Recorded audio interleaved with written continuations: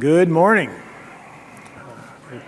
So I am Bill Marchlewski. I work for Mastercard. We're going to go over some pipelines here. Yep, Cory, Jett. I'm a platform architect with Pivotal, and I work a lot with Bill and the DNA team.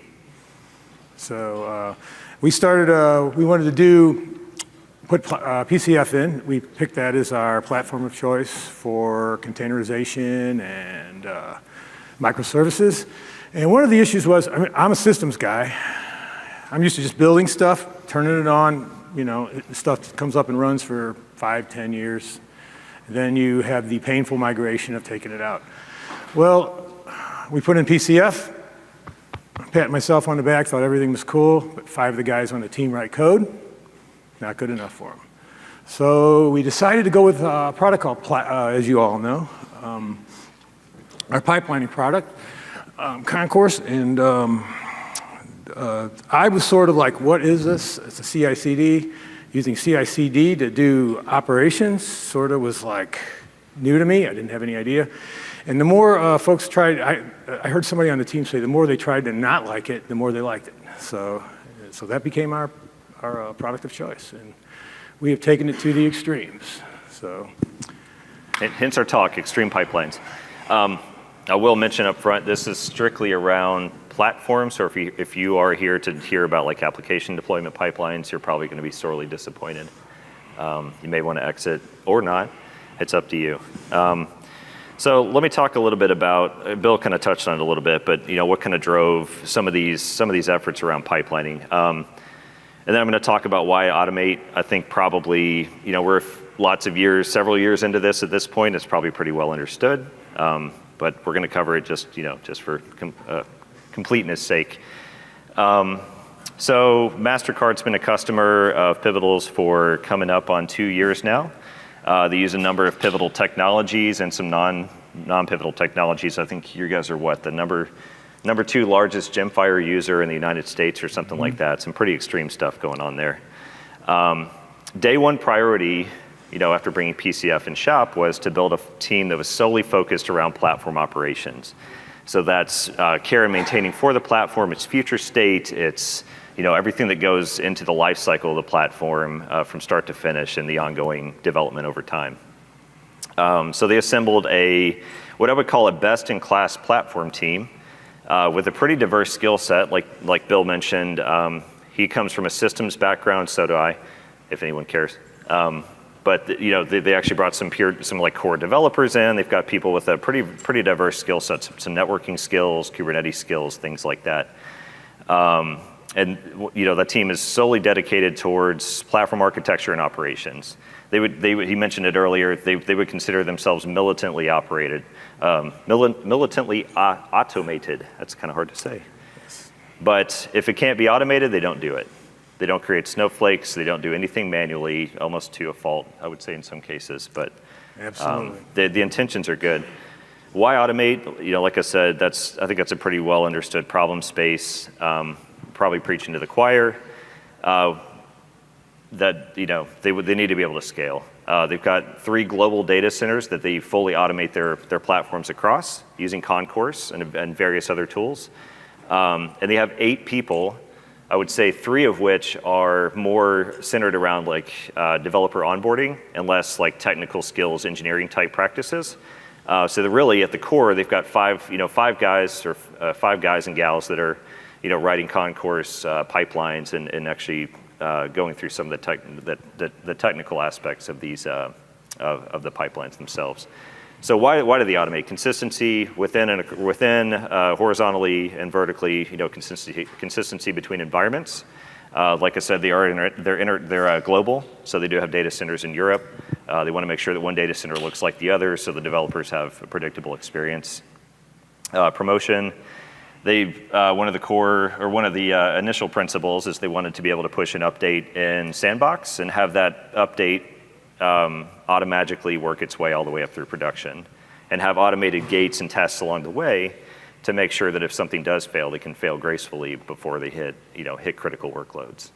Auditing, you can think of Mastercard and a lot of the compliancy things, standards and things like that they're held to, being such a $12+ billion company, international presence, everybody's got a Mastercard in their wallet. There's a lot of technical restraints that they have. So they need to kind of know what's going on, when it happened, who did it, that kind of stuff. Change control, there's certain processes, there's lines of delineation, the lines of ownership between sandbox and production, both from a platform and an application perspective. So they need to have those controls in place and make sure the right people are pressing the right buttons.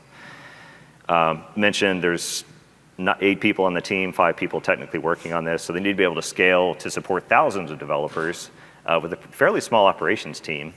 So there's obviously not enough time in the day to do any really manual processes at that point.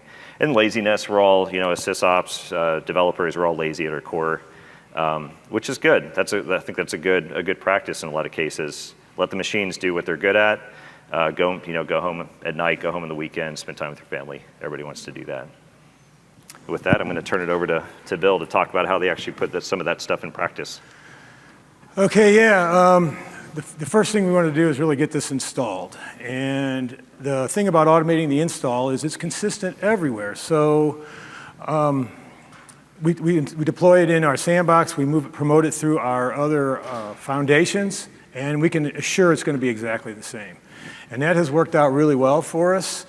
That's another thing too, that it's like, why do this? Why go through all this work? We just had a situation where we had to migrate from vSphere 5.5 to vSphere 6.5. And as detailed as our foundations were, it was Pivotal came back to us and said, we really highly recommend you rebuild these. So, and we did rebuild them, and it took 24 hours to get from start to finish, from literally going onto a new vCenter all the way over to where we wiped everything out, started fresh, and we were done and giving it back to the customers the next day. So, in fact, it was actually a little less. We took it at 4 o'clock and we gave it back to them at noon. So if that doesn't sell you on something like this, and every piece of it, we just had folks up all night, kind of not all night, but go to bed at midnight, check on things a little bit. But and I'm not going to say it was not without a little bit of pain, but it did have to be kind of watched, and it's pretty critical. So I gave you one of my slides on accident, by the way. Oh, you did? Yeah, you want to go back? This is probably one of the coolest things that they're doing. So this is their pipeline. They have, like I mentioned, several engineers that are working on this. They've actually got some unit testing that goes on in the background to validate changes to the pipeline before it actually gets merged into like an actual functional pipeline. So this is some homegrown, it's essentially like a homegrown testing suite that's built around like Spruce and other, like YAML merging and things like that can validate some of those changes and give that feedback back to Bitbucket in terms of did this pass or not. So it's kind of like your typical, your traditional software life cycle. If someone submits a pull request, did that thing pass the build? Should we merge this thing in or not? So pretty cool stuff. They actually deploy this out in Sandbox. They pull the configuration out of Operations Manager, and that's your test suite. That's your successful state. And then future merges, at least along that minor line or that patch version, can be compared against that output and determine if it's successful or not, or did it actually change the payload that's going to be fed to Operations Manager and break the build. So pretty cool stuff. And that works pretty well too. If you look at the little graphic there, you'll see one that did pass, and then right below there's one that's got an issue that has to be corrected. And the code will not be approved and merged until that is corrected.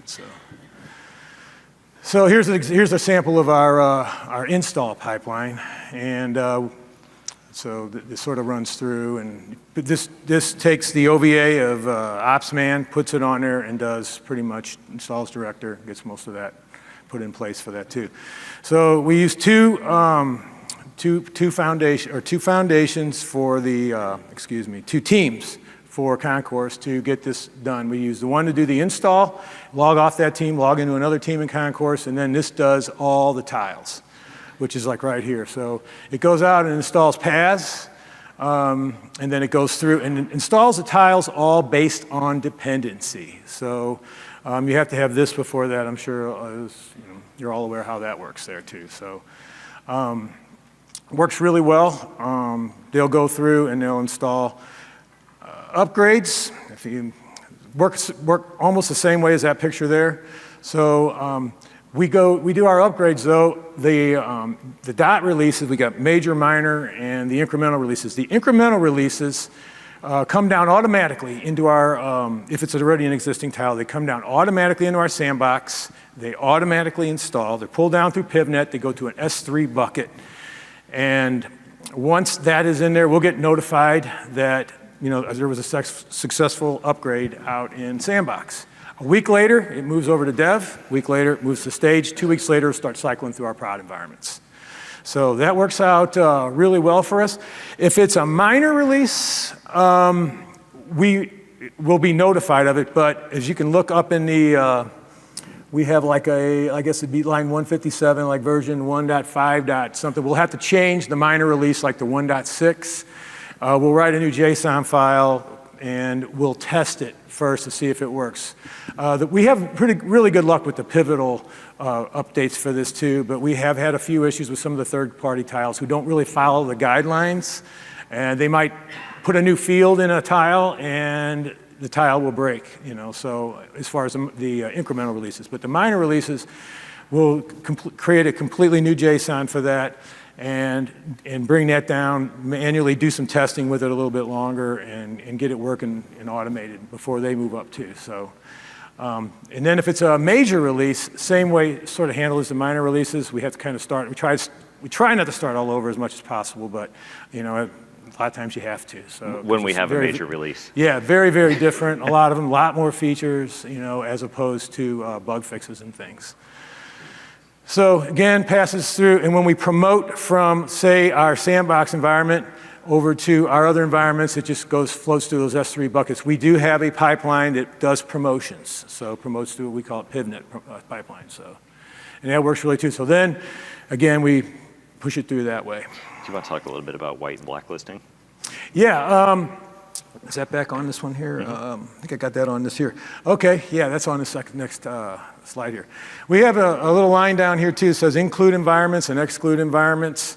So if we're, for example, we're running HealthWatch 1.2 in all of our production foundations and we want to get HealthWatch 1.3 out there, well, we have including and excluding where we white and blacklist our environments to where it won't allow the new version to step on the old versions that are actually in production right now. So, and that works really well too. So we just do like an include in our JSON file to not let that go over there. Our tiles.yaml that's in our environment. So a lot of this is done too. These files are done through environmental variables. So every environment's going to be a little bit different. You're going to have a different URL to access the work of the tile. You're going to have different buckets. Say you're doing, like for example, an ECS tile from Dell.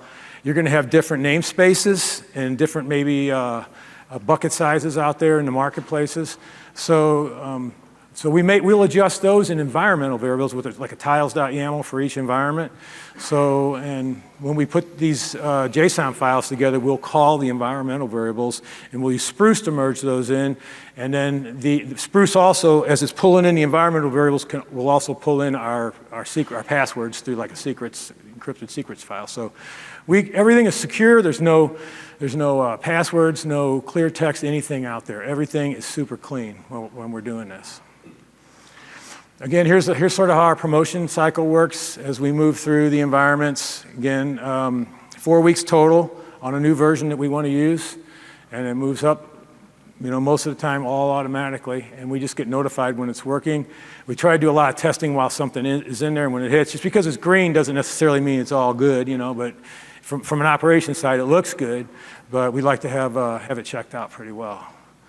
They do use S3 storage in the back end to store those artifacts, the .pivotal files that are pulled down via Sandbox, and then pull from that S3 storage for dev, test, and production, for those upstream updates. That kind of insulates them to downtime in PivNet, or if an object were to get pulled off or something like that, they've got that kind of that layer of insulation. Yeah, now that's that too keeps things isolated too and it gives us a really decent amount of storage. Now I will say it does need to be cleaned up manually. we do got some ideas about scripting the removal of some of the older versions, but that's one of our flaws. We need to keep our PivNet buckets cleaned up, because Pivotal puts out quite a bit of releases, and especially the incremental releases can get kind of out there a lot. So onboarding. We also onboard teams through source code and pipelines. So they'll submit a YAML file with the name of their org and space they want to use after, well, I should say they get the LDAP group first. They'll go through the regular processes for onboarding in PCF, get approval to do that, actually get all the details and the red tape out of the way. It's like, okay, now you can go on PCF. So from there, they create a YAML file that's got their org and space in it, and the YAML file also passes a source code test too, with the little checkbox thing you've seen earlier. And once that is good, that's checking for duplicate names and syntax of the YAML file.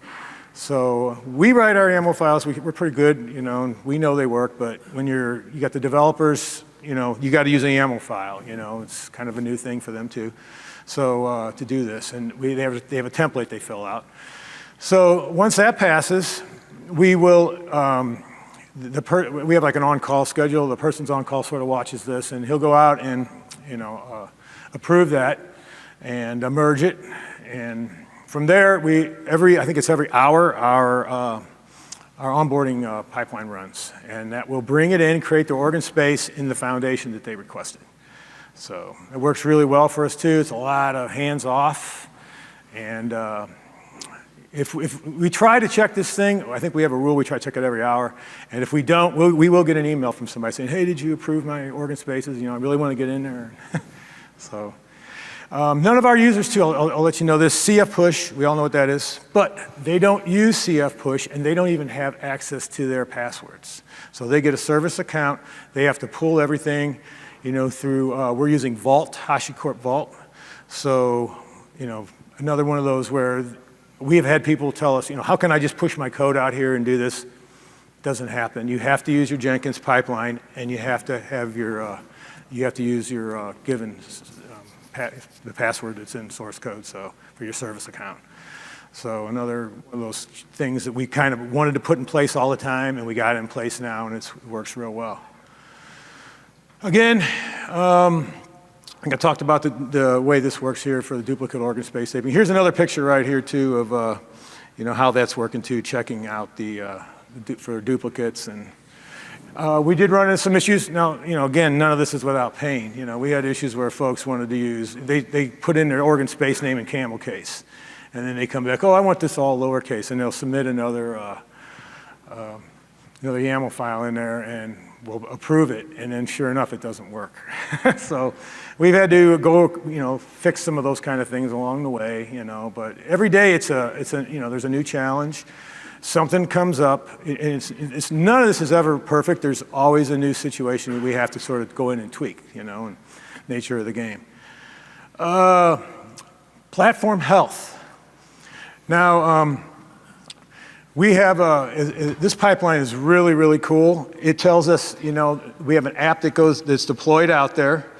This also checks, I'm having trouble seeing this a little bit, so it validates the base components, makes sure all of our foreign networks everything can be talked to. It checks for the NTP service, it checks all of the base pieces that are always there.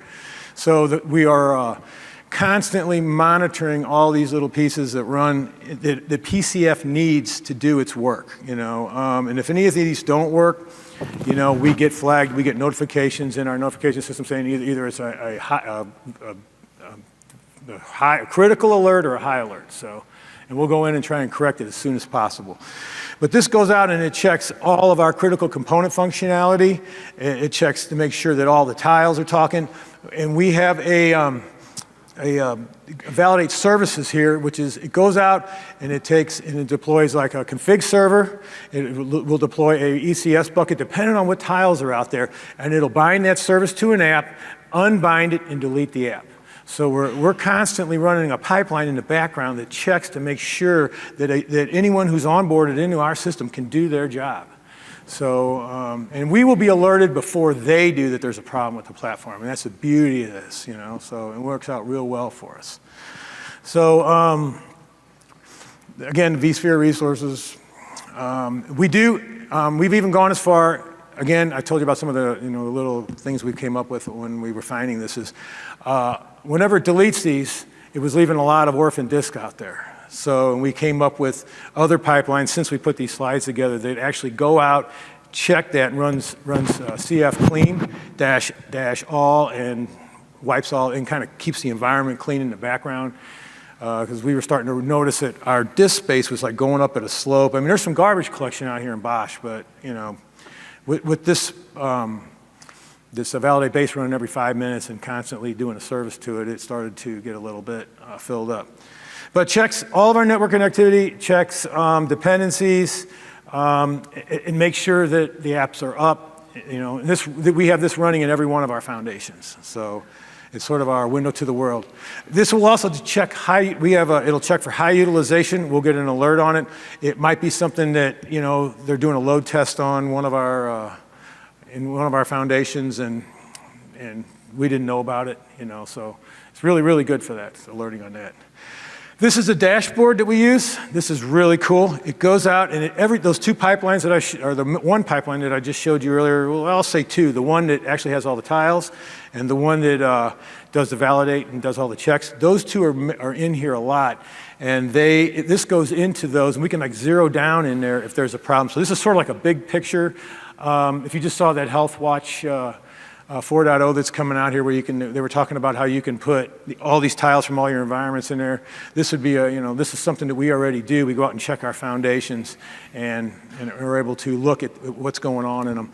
I'm going to try, if we have some time, to show you sort of this working and you can kind of see things happening out there. You might see a deployment going on. You might see something that's red and then we'll have to go in and attend to that at a later time.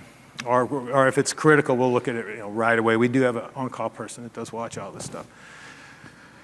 Yeah, so since that was a lot of talking. That's a lot of talking. All right. Yeah, since I'm the vendor, I get to speak of the utopian rules and lessons learned. But I would say automate early is a key one. It's much harder to what I'm calling, and I'm going to this is a trademark, retroactively pipeline.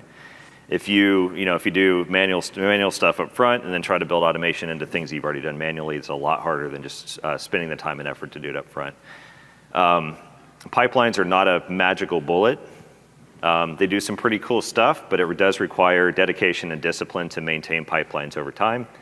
You really do need a team that's dedicated to some of those efforts, and I think you'll see Pivotal over time trying to ease the burden of some of those pipelining efforts, but it's a practice, it's a discipline, it's an engineering discipline.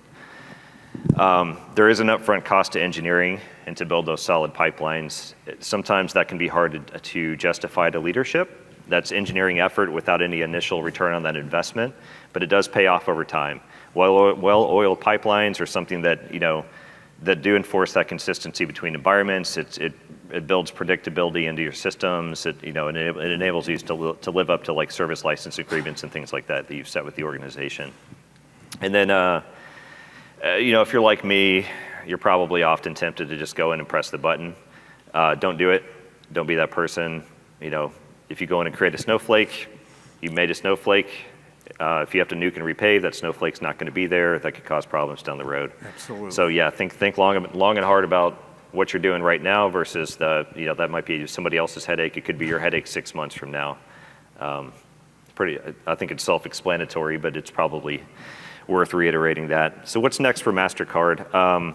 They're doing a lot of work with PKS right now, specifically on-prem, but some work in GCP as well, and building automation around the deployment of the actual platform itself, the broker, deploying clusters, and figuring out kind of what those different personas and provisioning mechanisms looks like for PKS. And they are also spending a lot of time in automating the provisioning of NSXT. So that's with Terraform.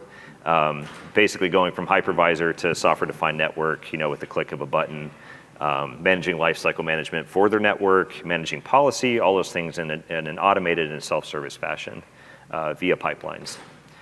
So that's kind of what's next for Mastercard, among I'm sure 1,000 other things.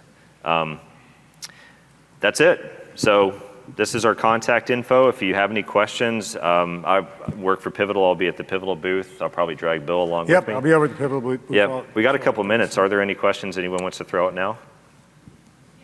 So with the announcement of platform automation, you guys plan to adopt some of the features from platform automation using your platforms? Like maybe, so the slide just showed automating the deployment of PaaS, and to possibly utilize some of those features from platform automation? So the question is whether Mastercard's going to leverage platform automation, which is the next iteration of PCF pipelines. We haven't really looked into that all that much so far. We're so headstrong into this that it's on the front of our minds, though. Yeah, I would say if you look through their pipelines, you'll probably see bits and remnants of PCF pipelines where some of those efforts started, but like quickly forked out to be pretty specific to Mastercard. The promise of PCF automation is to allow for like more extensible pipelines and things like that. So I would say that that's probably something we'll go back and revisit once it's actually GA. Anyone else? Well, I noticed in your pipelines there that you only reference one JSON file. How do you, in your pipelines, account for resource configurations and network configurations? The question is, how do we account for resources and things in our pipelines with one JSON file? We are pulling in from several other YAML files. So when we initially install PCF, we have we use the Opsman and Director, and that has all them pieces into them right now. The 4 networks are all defined in there. So we define a lot of that and pull them in through environmental variables. The JSONs are pretty raw, but they will call up, depending on the environment it goes in, the filler pieces, the other small YAML files for each environment. So you have a YAML file that says, I need this quantity of resource with this size? Absolutely. Absolutely. Yep. What's up? You built that YAML file manually the first time? We use some concourses out of the box ones, and they're highly modified. Yes, we look at the properties. You can go into, like, say, a tile and bring up the properties of the tile. We'll do a manual install in our sandbox if it's a real complicated one, pull the properties down, automate it from there. More specifically, they'll pull it down through the API. There's like a V2 product V0. properties that pulls the exact JSON payload out. We'll tokenize it. Then they can merge that in using Spruce to merge in their specific configuration. There's no more. I'll try and bring up this one thing. I think we have time to show that. We have 3 minutes. 3 minutes. So Let's see if go I for can it, show if you have our it up. thing real quick. This is just eye candy. It just looks cool. It is. It's pretty cool. So let me see if I can display settings. So we go to, let's do duplicate displays. How quickly can you mirror your display? I'm going to try it right now. All right. Few changes. Did it work? Cool. Can you guys see that? Yeah, this is our dashboard that our on-call folks use to kind of monitor everything that's going on out there. You can see right here, there's something running out here in dev, a PibNet build pack's coming down. There's some things over here, Opsman, failures that we got to look at. Some of this stuff is just being built up too, so it's not really all down right now. But it kind of shows you exactly how this is on a live basis. Here's another one working over here. The validation So it's validating pipeline. something. Do you Yeah, drill into validate that? prop line. Drill into the actual, yeah. I'd have to log into that to know how to do that. That's That cool. one there, but the one if there's anything in dev running, I could probably do that. And we do, of course we don't. The one I would want to dev out show, but that's it. Our on-call folks use this, to kind of watch everything that's out there and check our foundation. So, Yep. It's actually pretty cool.